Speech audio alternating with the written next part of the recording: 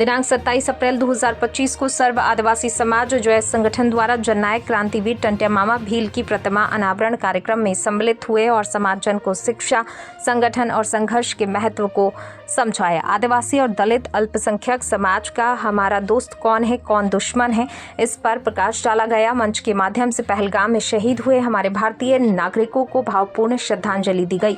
इस अवसर पर विशाल मुकेश करोसिया, जिला संयोजक भीम आर्मी भारत एकता मिशन इंदौर मध्य प्रदेश द्वारा उपस्थित साथियों को सारगर्भित संबोधन दिया गया। जनता जनार्दन का स्नेह, विश्वास और आत्मीयता ही मेरे जीवन की सबसे बड़ी पूंजी है। इनके चेहरों पर मुस्कान लाना मेरा ध्येय और जनसेवा का परम उद्देश्य है।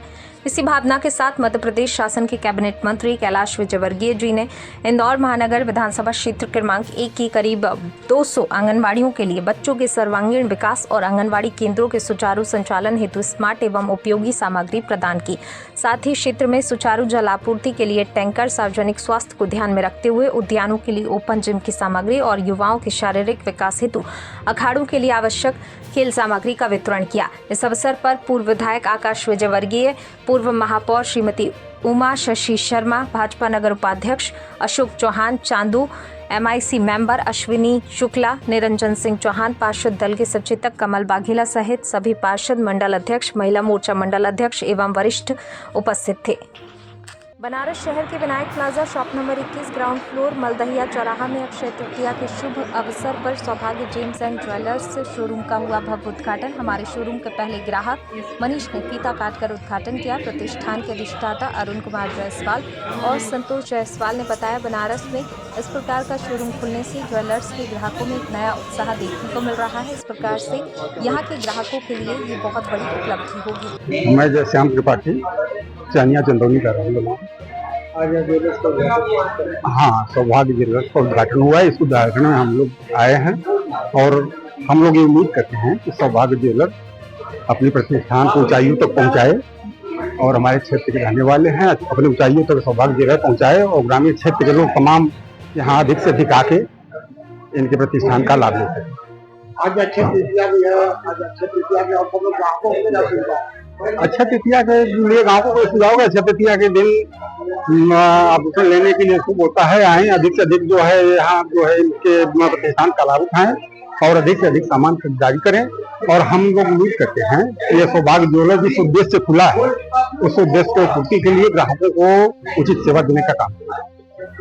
जी, हम संतोष जायसवाल, हमारे बड़े भैया अरुण जायसवाल जी जो चानिया के ब्लॉक प्रमुख हैं और हम लोगों ने मिल करके यहाँ पे जो है एक रिटेल का शोरूम डाला है। ऐसे ऑलरेडी हमारा होलसेल का जो काम है ठठेरी बाजार में होता है, तो हम लोगों ने इच्छा हुआ कि एक रिटेल का भी बढ़िया काम किया जाए। इसमें हम लोगों ने बहुत अच्छा कुछ ऑफर रखा है।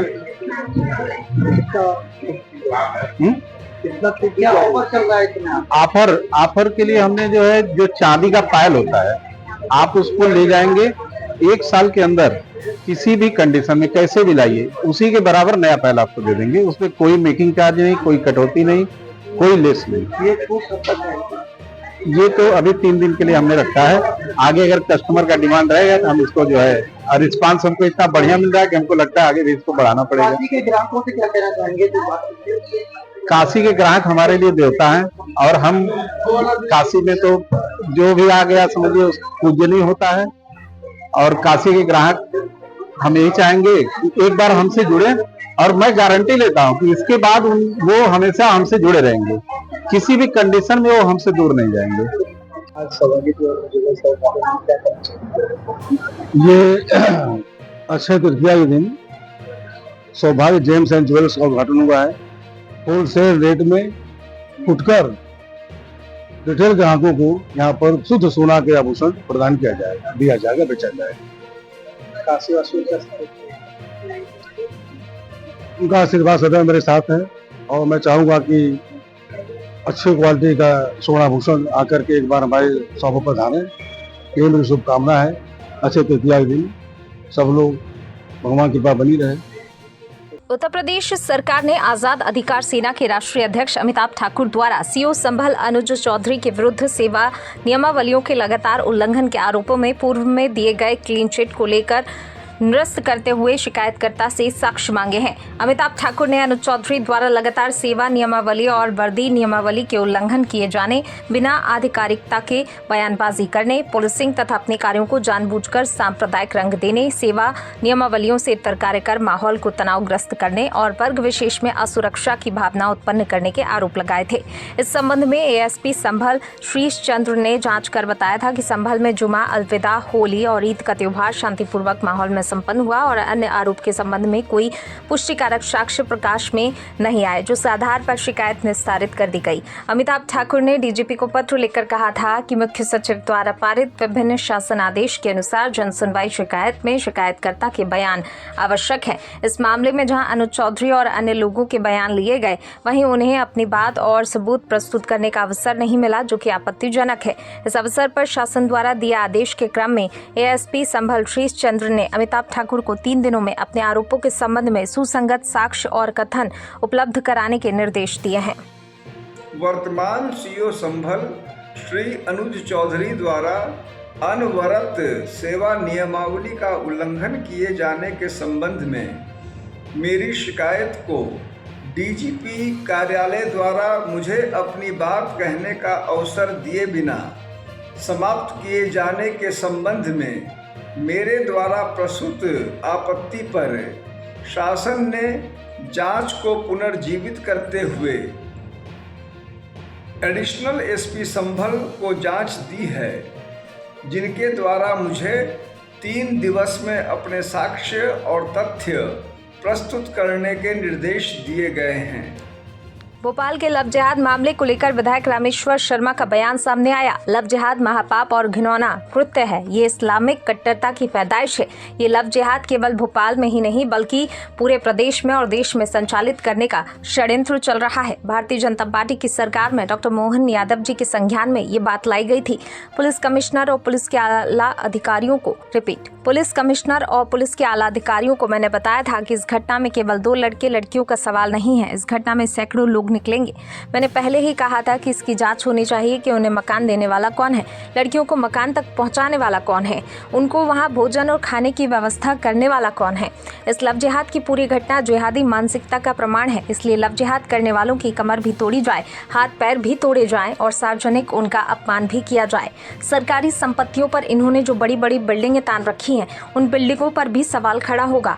अब ये दिखता सब है। सरकारी संपत्तियों पर इन्होंने जो बड़ी बड़ी बिल्डिंगें तान रखी हैं, उन बिल्डिंगों पर भी सवाल खड़े होंगे। यह सब दिखता है कि इनको लव जिहाद के लिए पैसा भी कोई ना कोई फाइनेंस कर रहा है। बिना काम धंधे की इनकी बिल्डिंग कैसे खड़ी हो रही है, ये भी सवाल खड़ा हो रहा है। इन अपराधियों को कुचलने की मंशा पूरी तरह सरकार और समाज की होनी चाहिए। सभी संभ्रांत नागरिकों से मेरी करबद्ध प्रार्थना है कि हम लोग जातिगत भाषणबाजी बहुत करते हैं, लेकिन जब हमारे समाज की किसी बेटी को कोई जिहादी फंसाकर उसके साथ लव जिहाद करता है तो हम चुप क्यों बैठ जाते हैं।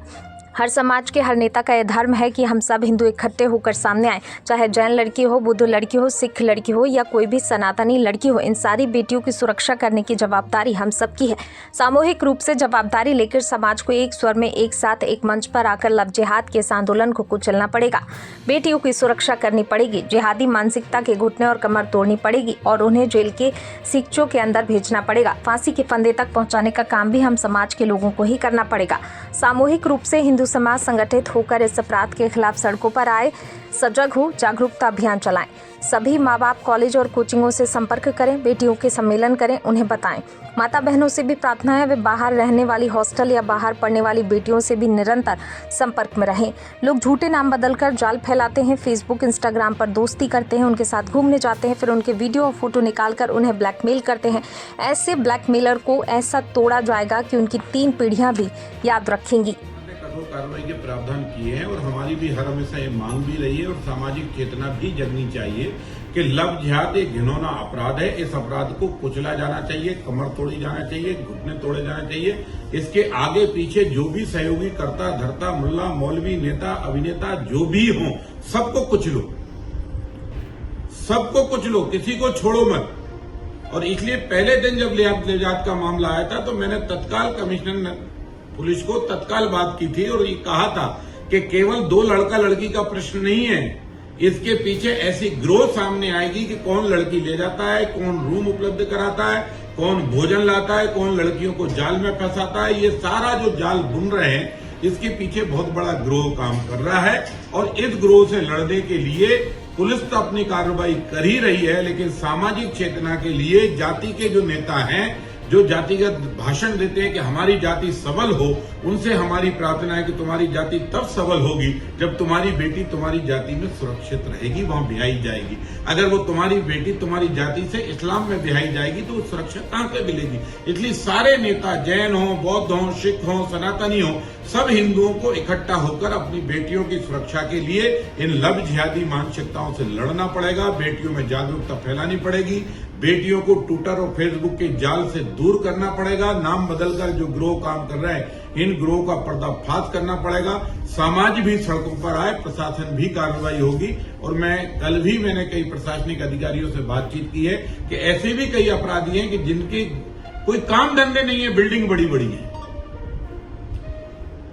और वो लव जिहाद में इंटर है। वो इस मामले में पकड़े गए और उनकी सरकारी जमीनों पर कब्जे हैं और वो भी ढूंढो, उनको भी तहस नहस करो। बुलडोजर कार्रवाई। हाँ, तो चौतरफा हमला होगा, चौतरफा, क्योंकि समाज को बचाना भी जरूरी है, बेटियों की सुरक्षा करना भी जरूरी है।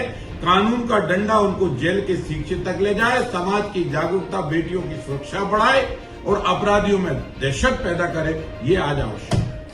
संबंधित पक्षकारों को सूचित किया जाता है कि दिनांक 10 मई 2025 शनिवार को जिला न्यायालय प्रांगण हरदा तथा व्यवहार न्यायालय खिड़किया एवं व्यवहार न्यायालय टिमरनी में लोक अदालत का आयोजन सुबह 11 बजे से शाम 5 बजे तक किया जाएगा।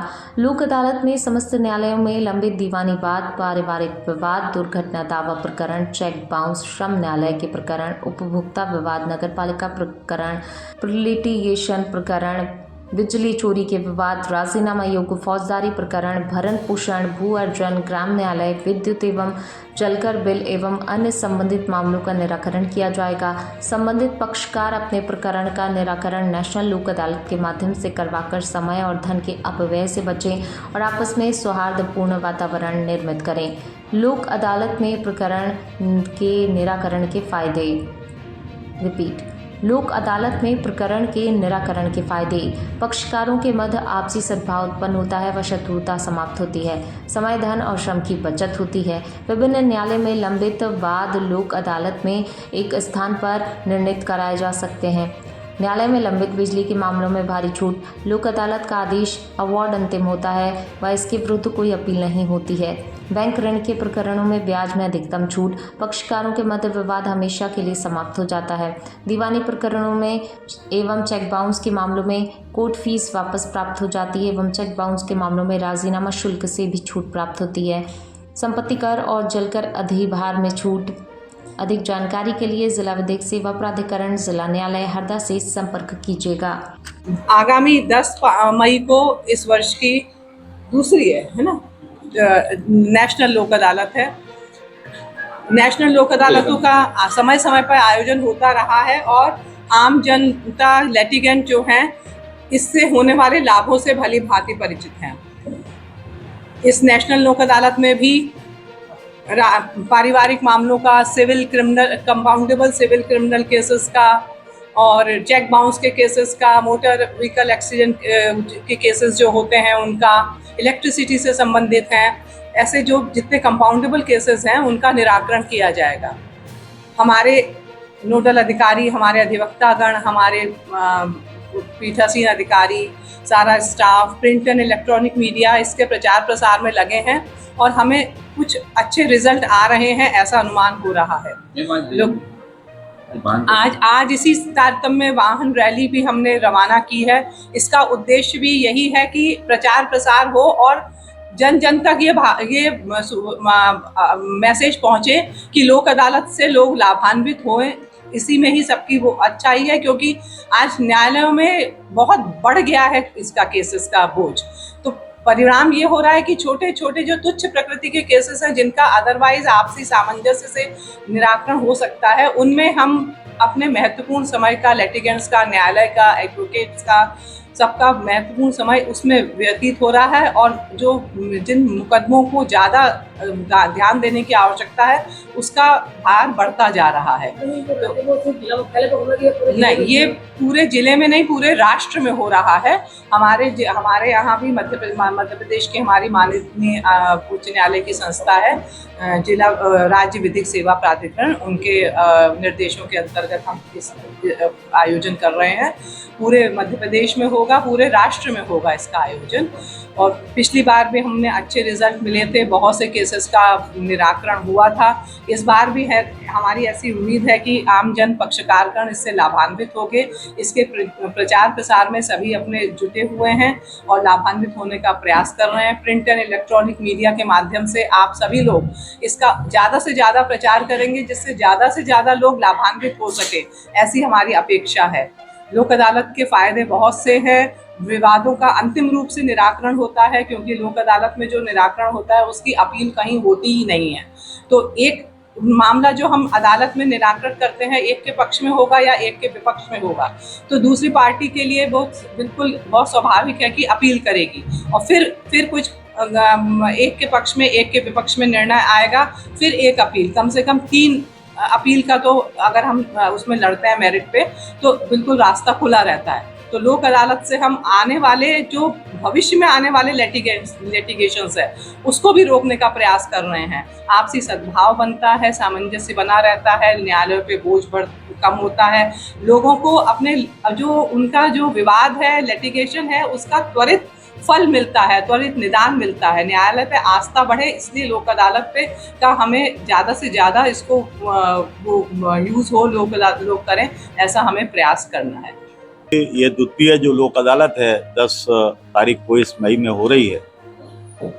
इसके अंदर नगर निगम के जो टैक्स बकाये के जो केसेस हैं वो 2 स्तर पर हैं, जो अभी न्यायालय में पेश नहीं हुए हैं उनके लिए भी 100% छूट है और इसके स्लैब बना दिए गए हैं। ऐसे प्रकरण जिनमें कर और अधिभार की राशि 50,000 रुपया तक है, उसमें अधिभार की राशि 100% है। 1 लाख रुपए तक में 1 लाख रुपए तक का अगर है बकाया तो 50% है, और इसी तरीके से आगे स्लैब दिया गया है। जो भी बकाया संपत्ति कर, जल कर के जो उपभोक्ता हैं हरदा के क्षेत्र में, उनसे अपेक्षा है कि वो इसका लाभ उठाएं। 10 तारीख को आके अपने टैक्स वगैरह प्री लिटिगेशन में जमा करें, तो नगर पालिकाएँ भी हमारी अच्छे ढंग से चल सकेंगी और टैक्स भी हमारा बकाया जो है वो चुकता हो जाएगा। इसी तरीके से विद्युत के केस भी जो है उनको भी इसमें शामिल किया गया है।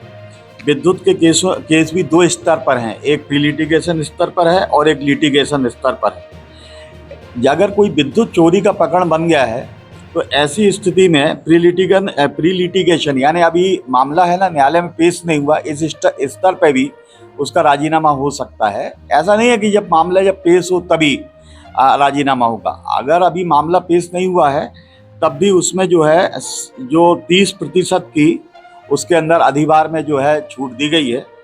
लिटिगेशन स्तर पर 20% की छूट है, यानी सिविल दायित्व जो चोरी की जो रकम जो है उसमें 30% और 20% की छूट दी गई है। तो इस संबंध में यही है कि अधिक से अधिक इसका लाभ उठाएं। धन्यवाद।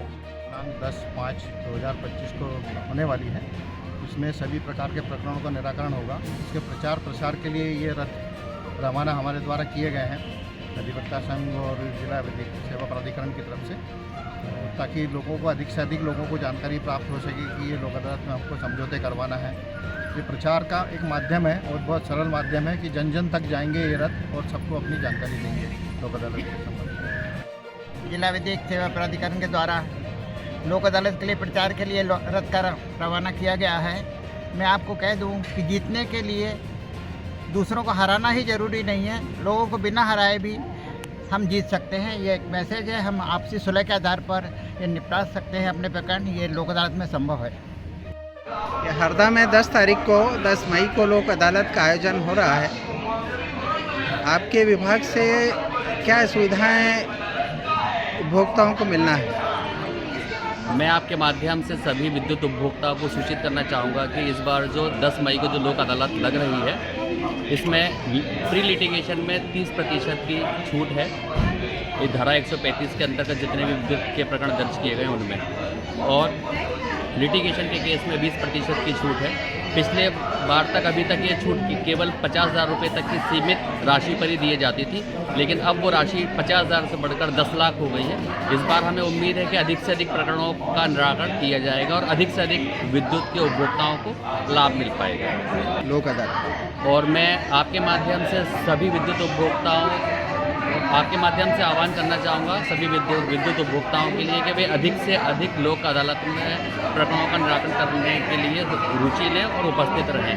और एक और मैं आपको जानकारी देना चाहूँगा कि हमारे विद्युत विभाग में अभी से ही लोक अदालत का लाभ दिया जा रहा है, आज से ही दिया जा रहा है। परिचय इसके बाद में अपन इस अपने हरदा क्षेत्र की जो प्राचीन स्थान है इसकी आज हालत ठीक नहीं है, उसको सुधारने के लिए हम लोगों ने जो कार्य योजना बनाई है, जो उसके लिए हम काम करने वाले हैं, उस बिंदुओं पर और आप लोग जो जानना चाहेंगे उस बिंदुओं पर थोड़ी सी यहाँ पर प्रश्न उत्तर बातचीत करेंगे। श्री विवेक जी मुस्कुटे, आप हमारे तिमरनी के निवासी हैं और जो गोंदागांव गंगेश्वरी मठ को संचालन करने की समिति बनी उसमें आप अध्यक्ष हैं। श्री सुजीत जी शर्मा, आप हमारे वरिष्ठ समाज सेवी हैं और आप जो समिति बनी है उसके सचिव के नाते हम सब लोगों के बीच में। मैं श्याम शर्मा, गोंदागांव गंगेश्वरी मठ जो वहाँ पर काम चलने वाले जो संयोजन समिति होती है उसका संयोजक। श्री प्रकाश जी टान, हमारी जो प्रबंधन समिति बनी है उसके आप सदस्य हैं और इस मठ से संबंधित जो भी कानूनी प्रक्रिया अंदर चली है या आगे चल रही है ये है उसके बारे में हम सबको शेष लोग थोड़ा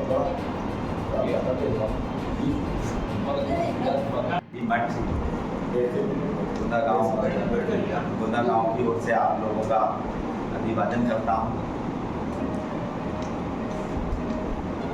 हरदा जिले के जितने भी पत्रकार बंधु हैं लगभग सबसे व्यक्तिगत रूप से संपर्क, संवाद और संबंध तीनों होने के कारण बड़ी आत्मीयता भी है और आप लोगों की भूमिका इस जिले की दशा को बदल करके एक दिशा देने में अग्रणी की भूमिका रही है।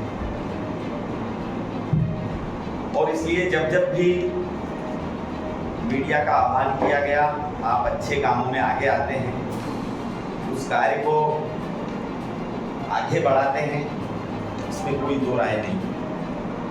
आज श्री गोंदागांव गंगेश्वरी मठ समिति के आह्वान पर आप उपस्थित हुए, बहुत अच्छा लगा, आप लोगों का साधुवाद। 26 अप्रैल को गोंदागांव गंगेश्वरी मठ में एक ऐतिहासिक धर्म सभा हुई। उस धर्म सभा के भी आप सब लोग साक्षी हैं। धर्म सभा बहुत भव्य थी, बहुत दिव्य थी, विशाल थी, इसमें कोई दो राय नहीं। पूरे जिले से और आसपास के गांव-गांव से बड़ी संख्या में जनता जनार्दन पहुंचे, उनकी सहभागिता रही, साथ ही बड़ी मात्रा में साधु संतों की उपस्थिति रही और उनका आशीर्वाद मिला। धर्म सभा के माध्यम से श्री गोंदागांव गंगेश्वरी मठ का प्राचीन इतिहास और वर्तमान दुर्दशा सबके सामने आई और सबको उस धर्म सभा में बहुत अच्छा लगा कि ये धर्म सभा होना चाहिए था। इतना महत्वपूर्ण मठ है, इतना प्राचीन मठ है, इतना विशाल मठ रहा है और आज उसकी यह दुर्दशा हो रही है और इसलिए यह धर्म सभा बहुत आवश्यक थी। और इस धर्म सभा के माध्यम से उस मठ के बारे में सारी बातें समाज के जो बंधु वर्गों से उनसे जुड़े हैं उनके द्वारा और साधु संतों के द्वारा सबके सामने लाई गई। धर्म सभा की सफलता के बाद हम सब जानते हैं कि कुछ विरोधी ताकतें उसको पचा नहीं पाई। उस सभा की सफलता उसको लेकर के उन्होंने सोशल मीडिया पे जो अनर्गल बातें, जो झूठ बातें, जो भ्रम फैलाने का काम किया है वो बहुत दुखद है। एक अच्छे कार्य के लिए, एक अच्छे श्रेष्ठ कार्य के लिए समाज के द्वारा एक प्रयत्न होना, प्रयास होना, और उसमें जब सफलता मिलने लगे तो विरोधी ताकतें बौखला जाना, उसमें किस प्रकार से अवरोध उत्पन्न किया जा सकता है, उसको कैसे रोका जा सकता है, कैसे उसको बदनाम किया जा सकता है, ये सब प्रयासों से भी आप वाकिफ हैं। मैं नाम नहीं लेना चाहता, किंतु बीच में ऐसे ऐसे नाम घसीटे जा रहे हैं जिनका इस मठ से, इस समिति से कोई लेना देना नहीं।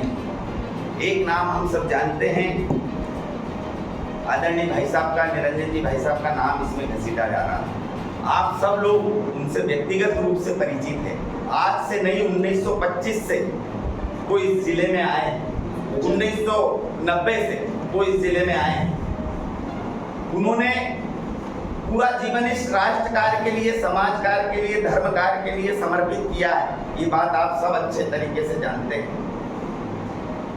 निरंजन जी भाई साहब का जीवन कितना त्यागपूर्ण और कितना समर्पित है, मुझे आप लोगों को बताने की जरूरत नहीं है, क्योंकि आप सबका व्यक्तिगत परिचय और आप सब व्यक्तिगत रूप से आप लोगों ने उनको देखा है। उन्होंने घर-बार छोड़ा, डिग्रियां छोड़ी, घर की संपत्ति छोड़ी और देश के लिए निकल पड़े, समाज के लिए निकल पड़े, और संगठन ने जहां जैसी रचना की उसके लिए उन्होंने काम किया, कठिन परिस्थितियों में काम किया।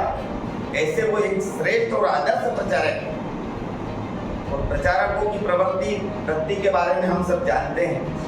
देश के लिए समर्पण करना इतना आसान नहीं है।